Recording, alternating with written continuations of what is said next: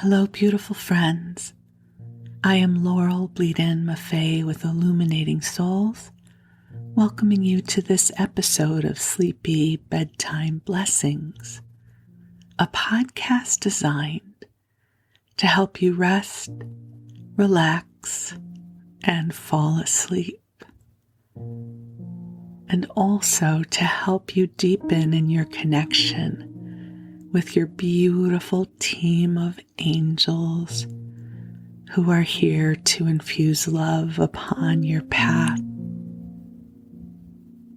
If we're meeting for the first time, I am an angelic practitioner, a spiritual teacher, and an encourager of souls.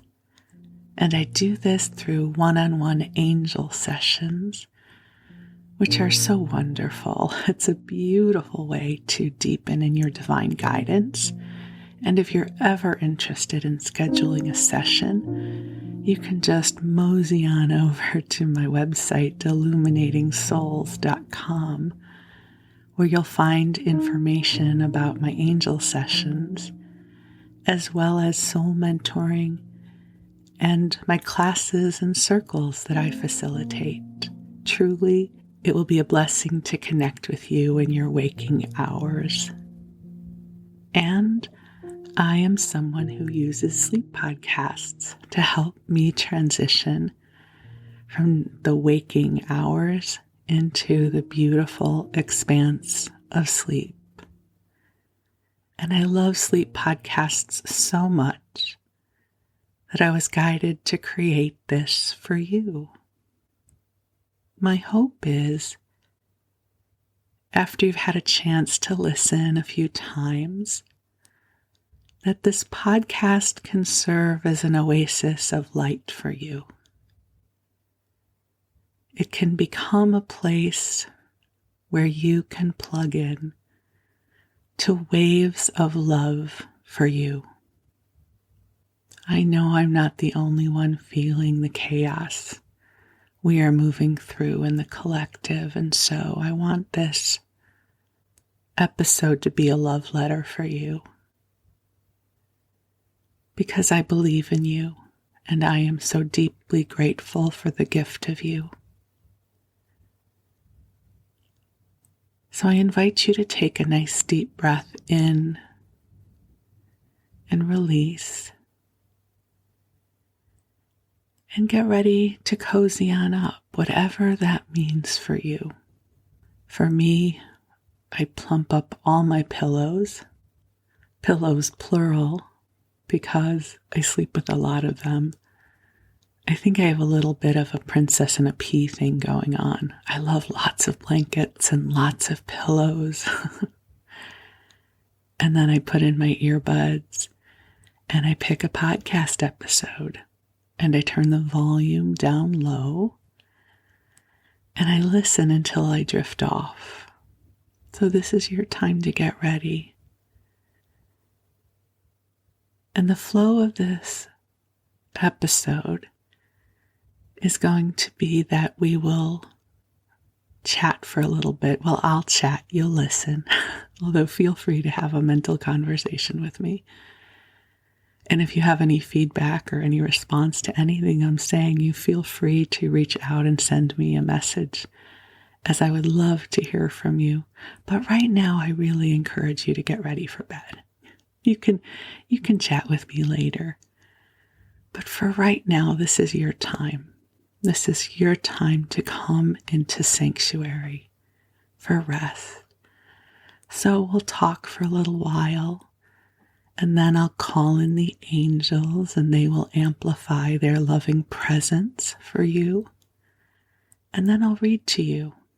So we're going to get to be together for about the next hour or so.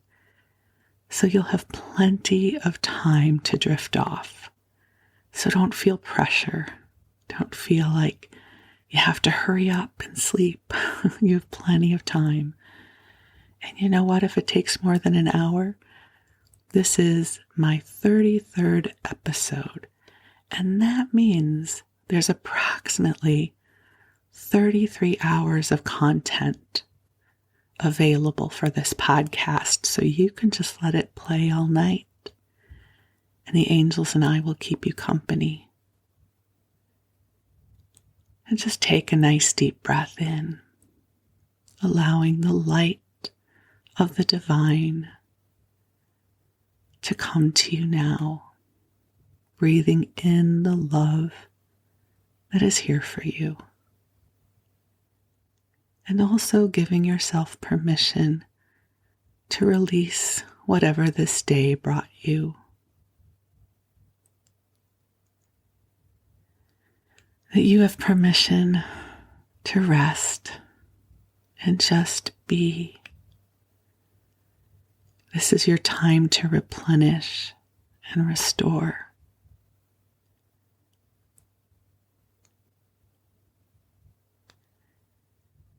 And I'm going to invite the angels in to be with us. They are already here, but I'm a girl who loves ritual. I love the act of calling them in. There is something so powerful about that request and intention. And almost always when I call them in, I feel them here. And perhaps tonight you will feel them too. And it's okay if you don't. It doesn't mean they're not here. And if you're not someone who feels energy, I invite you to simply imagine. Go into your imagination and visualize the angels with you. The imagination often overlaps with the place where we receive divine guidance. It's not one and the same, but they do share some real estate. So I find that using the imagination as a gateway to angelic connections can really help. So, you take some nice deep breaths in and out. You cozy on up, let your body relax, and I'll call the angels in. Beautiful angels on high, we invite you to join us here. We ask that you bring forward gentle waves of love in a way that it is calibrated for each of the beloveds who are with us now.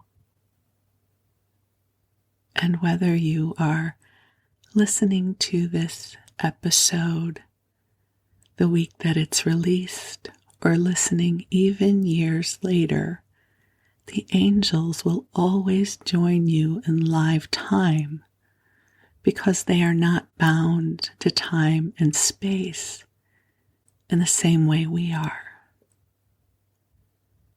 So beautiful angels on high, we ask that you bring forward a blanket of love, perfectly calibrated for each of the beloveds that are here.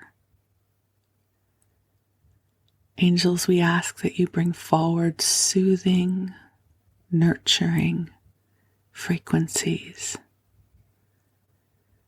that help our bodies and minds to relax so that it feels easier to release the day that was and begin to drift off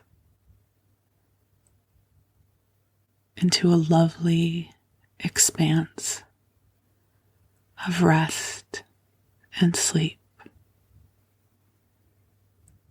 And beautiful angels, while we rest, please help to clear and heal our energy bodies, our minds, and our physical bodies as well, to help shift our energies so that we feel a deeper sense of well-being. It is so wonderful to be gathered together here in the company of the beautiful angels of light. And here is what the angels want you to know. They say that they are deeply grateful for the gift of you. They say that you have a challenge understanding the depth of loving you bring into this world. But truly, the world is brighter because you are here. That within you are gifts and abilities that will inspire the hearts of others. And that you need not feel that you have to become famous or write a best-selling book. You already are a bright light. And you already are bringing more love into this world. They simply invite you in this moment to receive this acknowledgement into your heart. So just breathe with us. And they say, do not doubt your place in this world. Your way is being paved with light. Seek out the blessings that find you. Make space for the inspiration that is carried on a whisper and a breeze. You are traveling this path surrounded with love from your angels and guides, and they are here supporting you. So take a breath in and breathe in the love.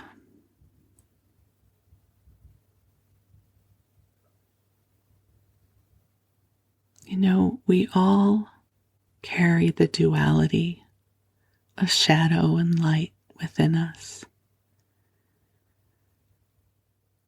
The duality says that we're not enough on some days, and on other days it says that we are too much.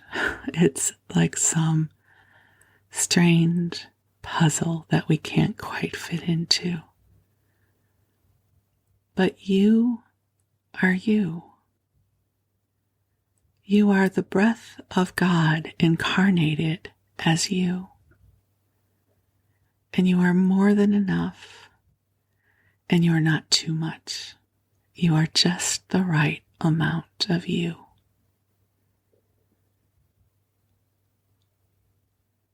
So take a breath and allow yourself to come into alignment with the brightness of your true spirit. One of my favorite affirmations, and it's one that Josephus and the angels love to work with us on, is so simple. It says, I now call forward all that I am. And it's based upon the premise that so often we send parts of ourselves away. We might send away our creativity or our magic because we judge that it's not enough. So when we come into this beautiful affirmation, I now call forward all that I am, it's an invitation to call ourselves back into our innate wholeness. So just take a breath as you're getting ready to drift off to sleep. And give yourself permission to call forward all that you are. I now call forward all that I am. I call forward my magic and my gifts and my abilities. And angels, while I sleep, I ask that you infuse me with inspiration and light to make it easier for me to walk upon my authentic path. And dear ones, just take a breath. Just breathe.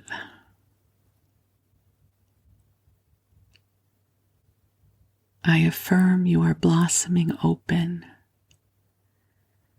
into a beautiful expression of even more of all that you are. Thank you for the brilliance of your light and the depth of your heart. We are so deeply grateful for the gift of you.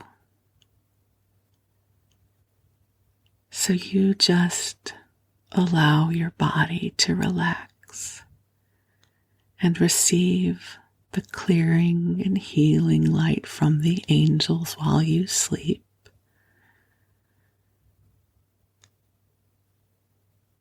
And while you rest, the angels will watch over you.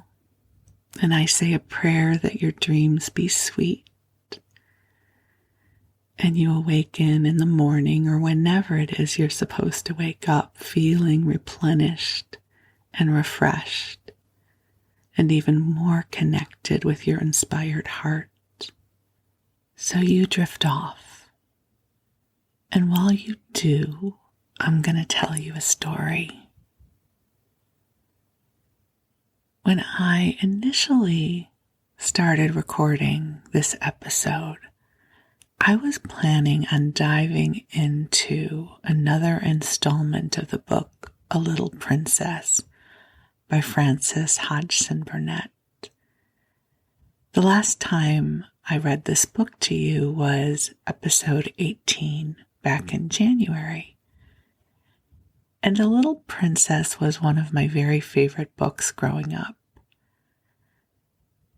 And while I was reading it for this episode, it occurred to me how sad this book is. And growing up, I did not experience this as a sad book. So I recorded, about a half an hour of reading the next chapter of the book, and I thought, I don't think I want to send this to you. I don't think this is helpful material for drifting off to sleep. And we are going to return to that book, but I'm going to skip forward to some of the more magical and serendipitous parts of the book that I think are what helped make this so enchanting for me as a kid. But it got me contemplating about how so many of the books that I read growing up were kind of sad, but I did not experience them as sad. And I don't think other children did either.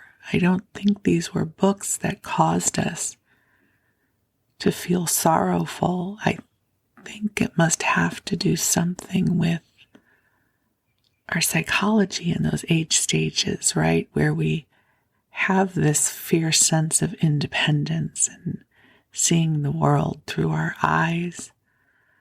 So I thought I would just wax poetic about some of my favorite books growing up and share with you a little bit about them, because my sense is you may have read some of these too.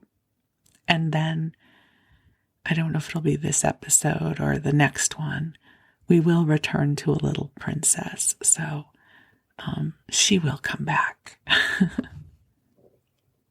So the first book I'm going to share about, and I can't read these books to you because they are not in public domain. They are still copyrighted, which of course they should be. So this first book was published in 1967. And I'm going to read to you the first line of the book because it's a very iconic first line and it might bring it back to you. This is what it starts off with. When I stepped out into the bright sunlight from the darkness of the movie house, I had only two things on my mind: Paul Newman and a ride home. So I'm going to give you a moment. I'll read it to you again. When I stepped out into the bright sunlight from the darkness of the movie house, I had only two things on my mind: Paul Newman and a ride home. Well, I won't make you guess because actually you're hopefully drifting off to sleep, so I don't want to wake your mind up too much. It is the opening line from the book The Outsiders by S.E. Hinton. Now, to say that I loved this book would be an understatement. I was in relationship with this book. I don't remember how old I was when I read it, but if it was published in 1967, I would have been 5 years old. And I'm assuming I probably got this out of one of those Scholastic Fair book sales that we used to have at school. And this is how I seem to remember my age stage when I read the book. So, if you don't know what this book is, I will share with you the synopsis.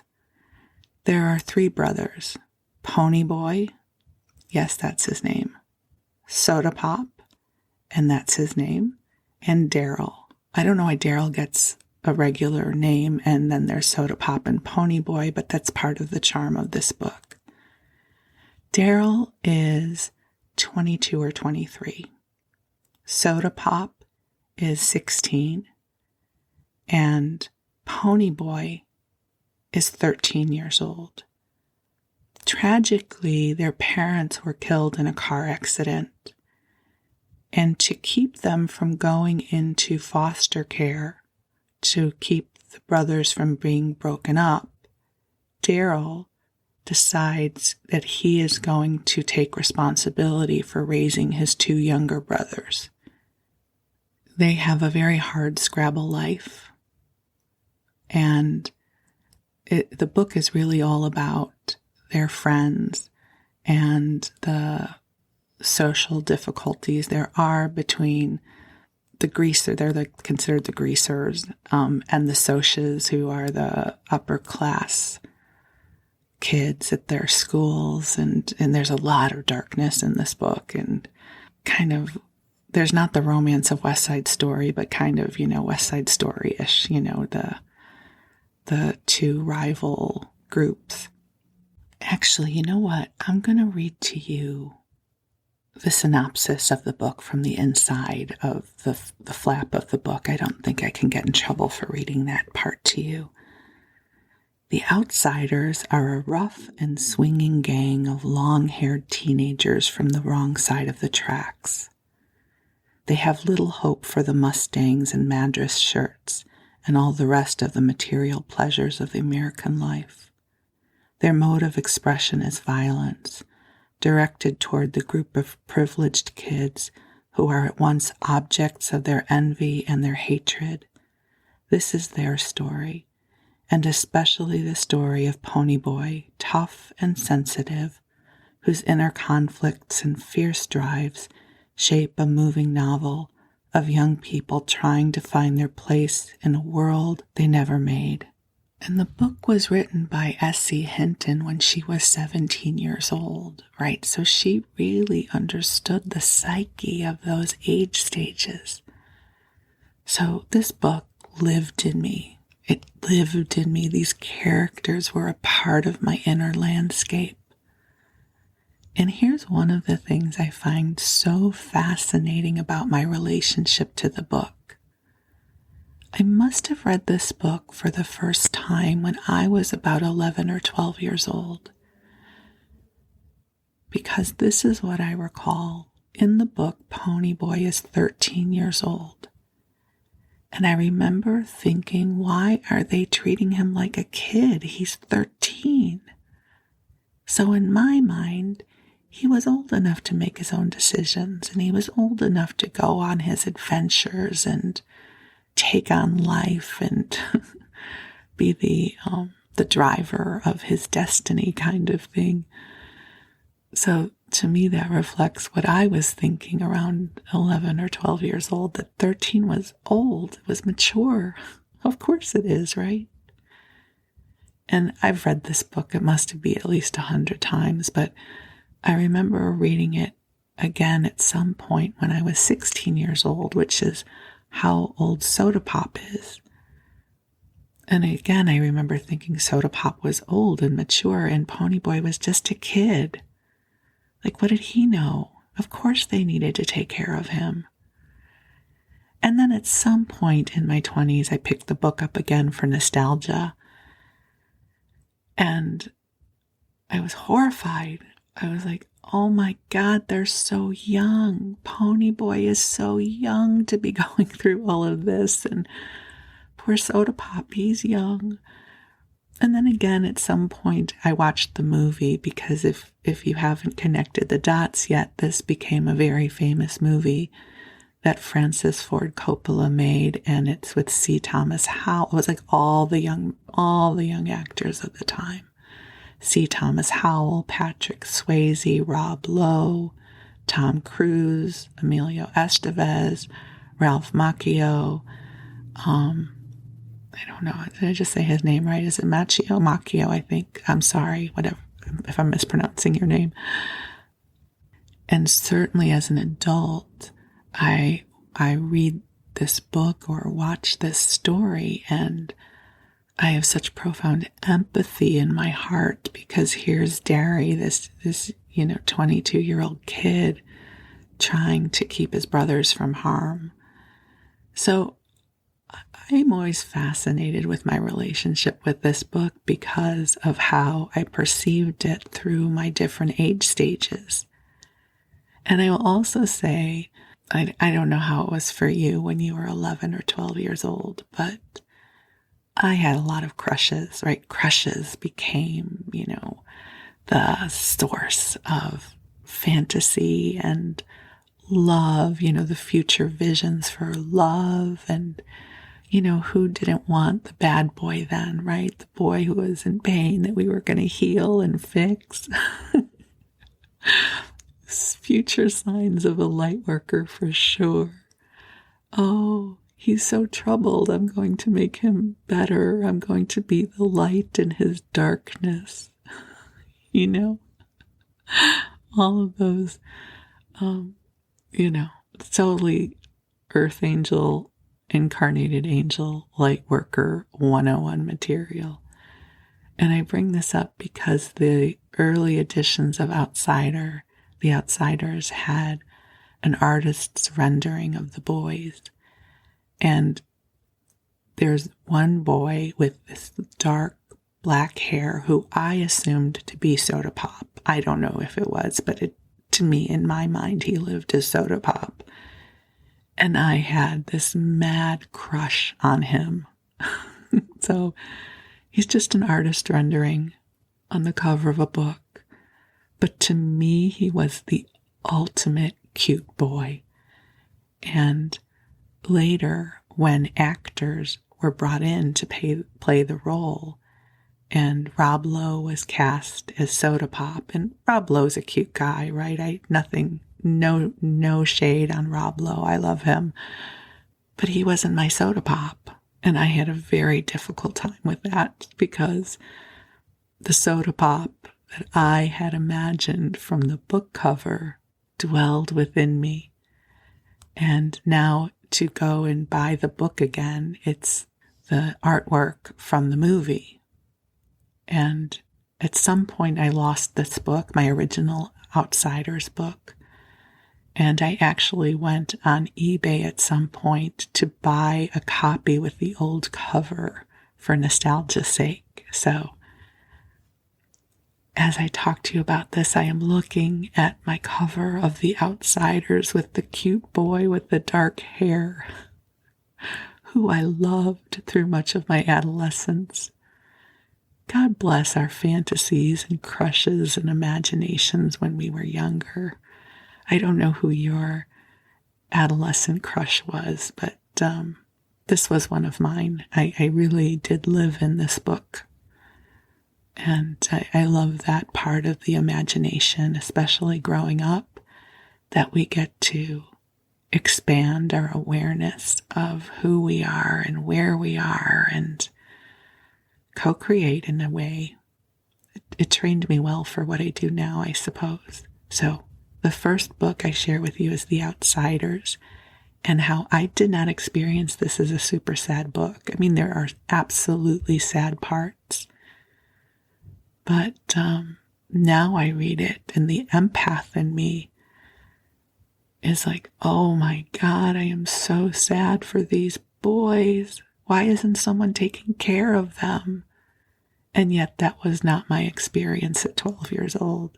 I was like, they got it together. Oh, and one other thing that I loved about these brothers, they always made a chocolate cake for breakfast. I mean, tell me this is not my dream come true. Phenomenally cute boy, troubled, makes chocolate cake for breakfast. Ding, ding, ding, Laurel, Bleadon-Maffei, calling to you from beyond.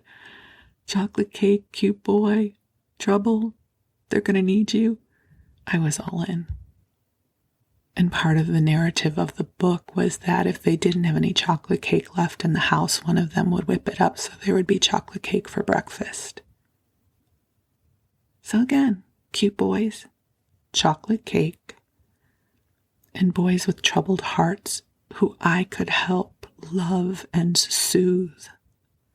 Oh, such the phenomenal archetype for my 12-year-old heart. Okay, so that's the first book I want to share with you.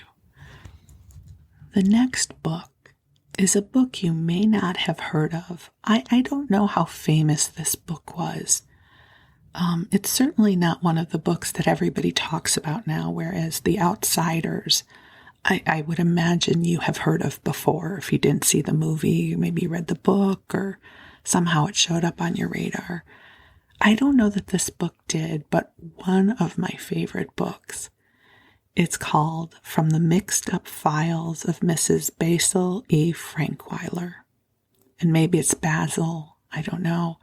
But in my mind it was Basil, because I was a kid growing up in Skokie. So that's how it lived in me. So again, I may be mispronouncing the name, but to me, it's From the Mixed Up Files of Mrs. Basil E. Frankweiler. And it is written and illustrated by E. L. Konisberg. Again, I hope I am pronouncing the name right. Again, I think this is one of those books I probably got from one of the Scholastic book sales. I know it won a lot of awards back then. So maybe you read it, I don't know. So Claudia and Jamie, I think, are about 12 and 8 years old. They're young. Claudia is the older sister. And they have had it with their parents. They are feeling unappreciated. And they feel as if they're being asked to do too many chores. They've kind of had it. And so they decide they're going to run away. Again, not a dark story. These kids were not being abused, but at that age stage, right, 8 and 12, at some point, we get fed up with the rules and whatever else is going on in life. I'm going to run away. I'm going to run away. I need to be on my own. If that ever was something you experienced, again, not based in any darkness, just more based in average kiddom, right? Average kid stuff. So their school class is going on a field trip to the Metropolitan Museum of New York, and they have it all figured out. The field trip happens to coincide with their music day. So they actually leave their instruments at home, and they put clothes into their music instruments. And when they get to the museum, they hide their music cases somewhere, and they arrange to stay behind so they don't get back on the bus with their class, and they stay behind in the museum. And this is where the adventure begins. So now it's nighttime, and they're alone in the museum. They have to be alone in the museum for this story to work, right? So I don't know where the guards were. I don't think they had, big security measures in place back then. And they hide their music cases like in the sarcophagus, and they bathe in the fountain, and they get loose change from the fountain because people would throw coins into the fountain. And so they would get change from the fountain, but not too much. And let me start it at night. So at night they would find a bed to sleep in because there was different kinds of antique furniture in the museum. And then they would make the bed up before anyone got in the morning. And then during the daytime, they would join one of the other school groups and learn more. And for their meals, because they had all of this change from the fountain, they would go to the automat, which is where you put coins in and then you would get food back out in New York.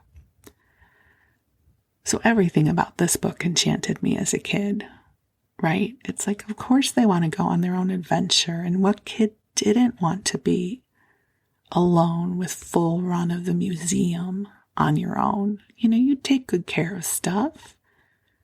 Like you could sleep in the antique bed and it would be okay. You take good care of it. And of course you can bathe in the fountain and you'd brush your teeth. Of course you would take good care of yourself. Why were people treating you like such a kid? What a cool adventure. And then they find this beautiful statue of an angel. Again, no foreshadowing about my life at all, right? There's this beautiful angel, and there's this controversy about whether or not this is a statue that Michelangelo carved. And the statue was donated by Mrs. Basil E. Frankweiler. So this is the mystery part of the book. So the kids decide that they have to figure out this mystery. And they wind up trying to meet Mrs. Basil E. Frankweiler, which they do, to help discover the origins of this statue. So I'm not going to spoil the book for you. Clearly, they figure things out. It has a happy ending. They go back home. And the book doesn't really deal with how terrified their parents must have been or that the police were looking for them. It just kind of glosses over that because this is really a child's fantasy and not at all based in reality. So again, I think it's so interesting. My perspective of this book was that it was totally cool that the kids did this. Like, what a great idea. Why didn't I think of that? But I didn't necessarily want to put my parents through that, I guess. I mean, not that I would have ever really thought of doing that myself, but as a kid, I thought that was super cool. What a great idea. I don't know that I would have wanted to go to a regular museum, like with furniture and sarcophaguses and paintings. I don't know that I would have loved that. I think I would have loved to have gone to the zoo, right? Like have my version of Mrs. Basil E. Frankweiler, but at the zoo, I would have loved. Or the Field Museum in Chicago, where they have all the dinosaur skeletons and mammoths and things like that. I thought that was really cool. So I could totally vision my version of this. I wouldn't have wanted to do it alone. I would have definitely wanted to have an accomplice. But I also couldn't imagine doing this with either my brother or sister. So that part of the book I couldn't interject myself into. But I loved the idea of taking a bath in a fountain and then getting change for snacks. Is that not awesome? Like, okay, I'm going to take my bath in the fountain when the museum is closed. I'm going to fill my pockets with change. And then I'm going to go get snacks. And there's an angel statue, which at the time I did not think was special. But I love looking back and going, oh, and the angel was there. Now, of course, the Laurel that I am, I care deeply about the angel. So that's my second book. That was one of my favorites. And then I had an absolute love affair, probably like all of you did, with Charlie and the Chocolate Factory. Yeah, like who did not love that book? And the Oompa Loompas and the Chocolate River. And when the movie was made, I was really disappointed, because a book like Charlie and the Chocolate Factory, especially for those of us who read it before seeing the movie, the wonderful thing about those kinds of books is they dwell in our imagination.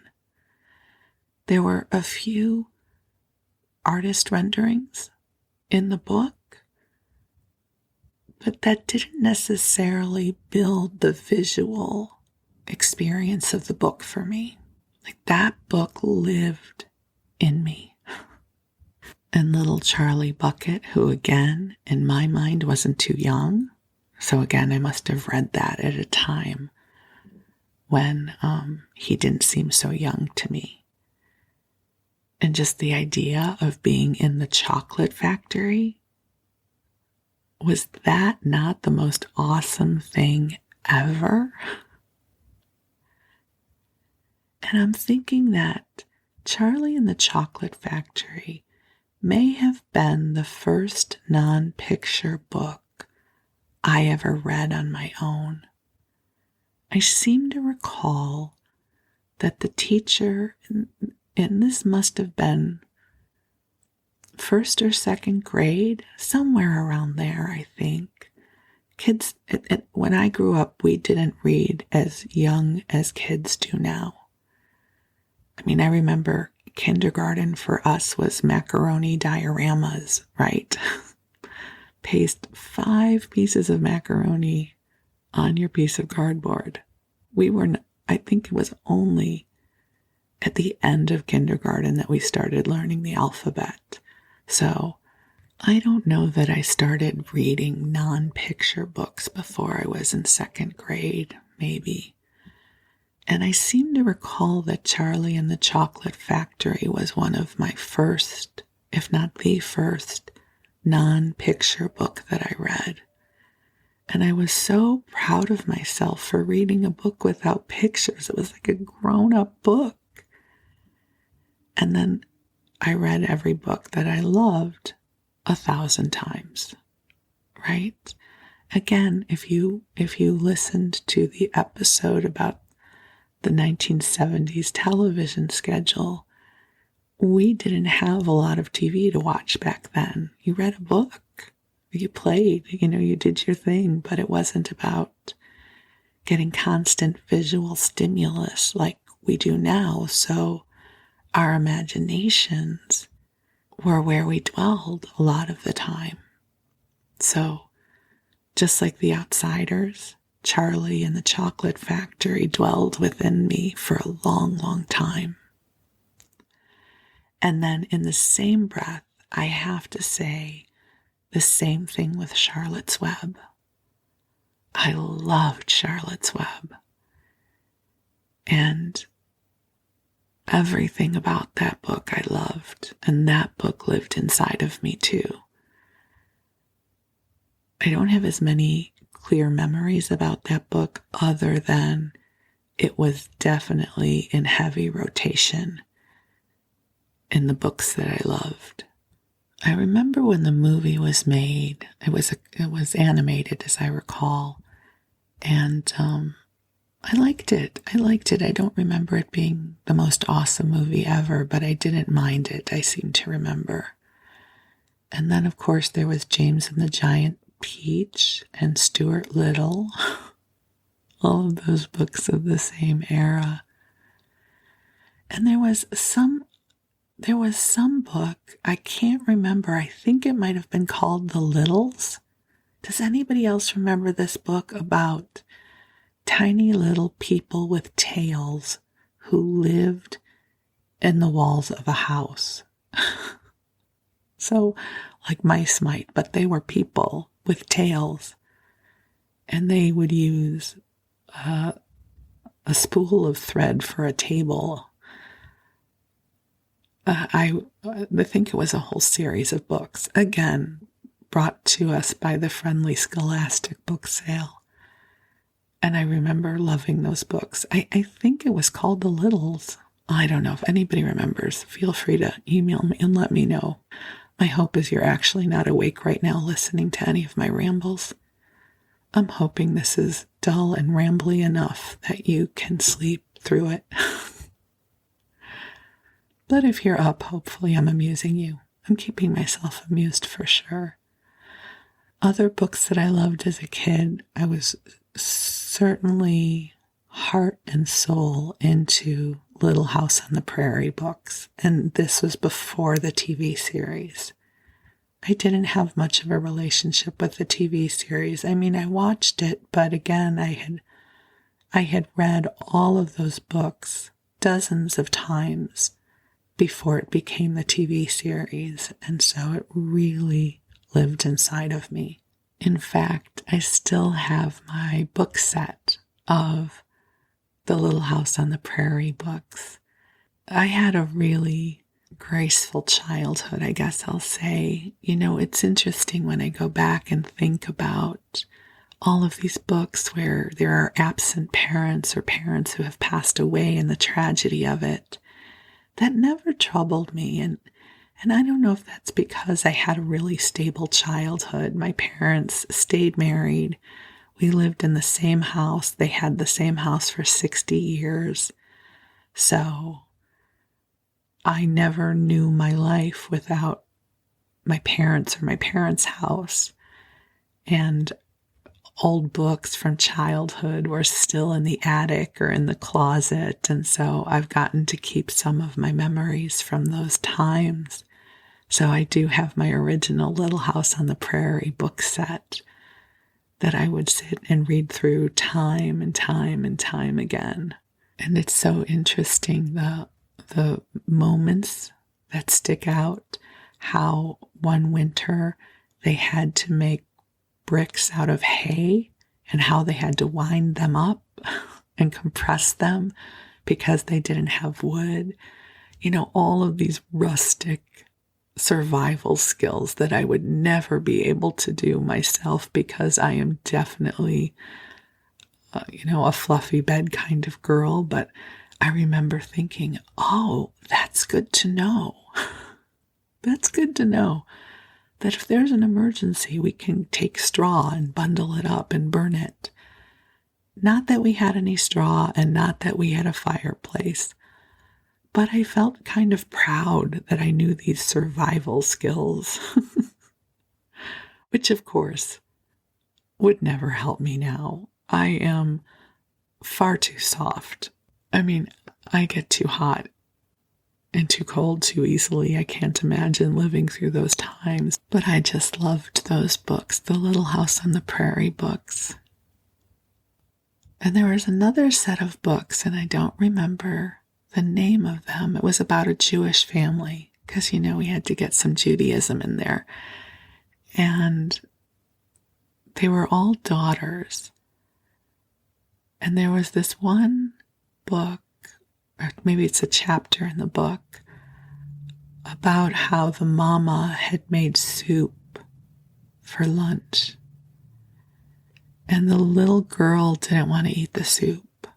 She says, no, I want something else. And the mama and the papa said, if you don't eat this soup, you can't have anything else. And it became this battle of wills. So the soup remained on the table through dinner, through the evening, and it became this congealed mess. And the papa said to the daughter, please just take one spoonful and this will be over. And finally, the little girl acquiesces and takes a sip of soup. And everyone rejoiced. And then she got to have some food. And now that I think about that, that's really kind of sad. I don't know why, but that scene stays out probably because it's food-based. No one was going to keep me from a meal. Are you kidding? They weren't going to let her eat? That upset me. Not the absent parents, not the kids running away, but that this little girl couldn't eat what she wanted. That broke my heart. I was a little girl who had my priorities straight. That scene, that chapter sticks in my mind. How horrible it was that they made her take a sip of this greasy, congealed soup before she could eat something that she wanted. The horror of it. So I love this opportunity, my friends, to go into the Wayback Machine and feel into some of these experiences. I'm fascinated by our inner worlds. We all have one. It's a sacred garden of consciousness that dwells within us, and it's intensely private.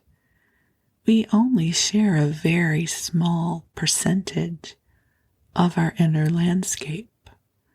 And for me, as I look back to the books of my childhood, it tells me and reminds me of how I was in consciousness back then. What my world was like, how I contemplated life and relationships and my place in the world.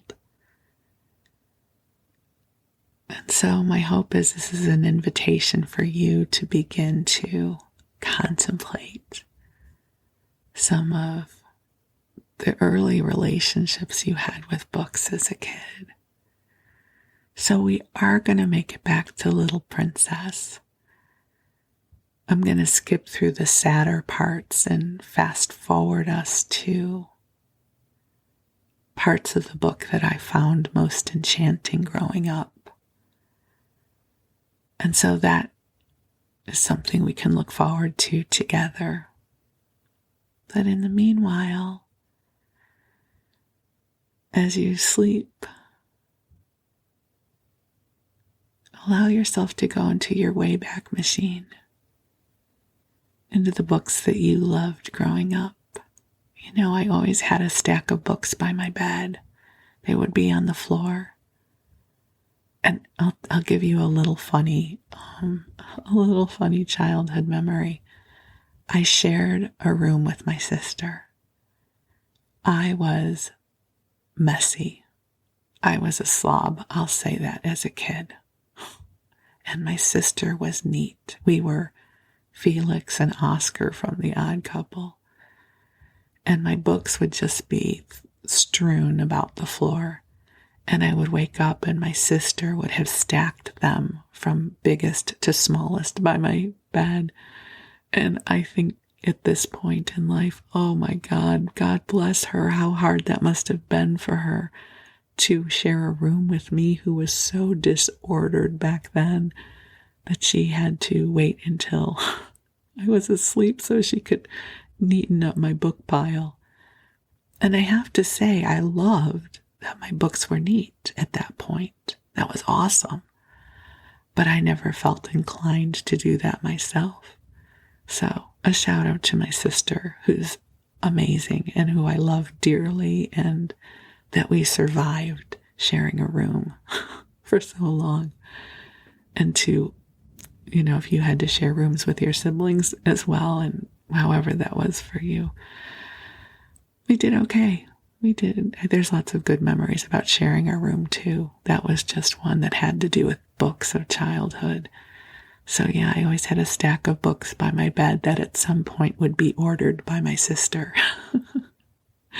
And I should say that librarians run in our family.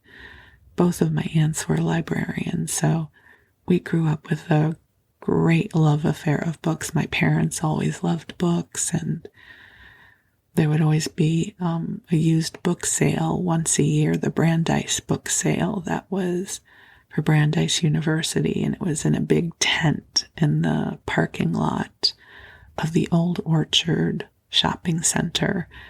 And my parents loved that. They would go and find old books, and they definitely passed on their love of books to us. So I am delighted to get to share my love of these books with you.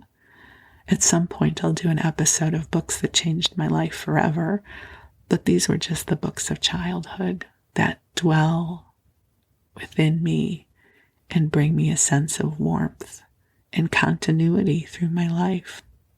And so, thank you for letting me share this with you. You have a sweet, sweet night's rest. I hope you're asleep already, and if you're not, you can queue up another episode and I'll continue to ramble with you and bring in the angels and keep you company through the night. I love you very much. You are precious in this world, and I am profoundly grateful for the gift of you. Thank you and blessings to you.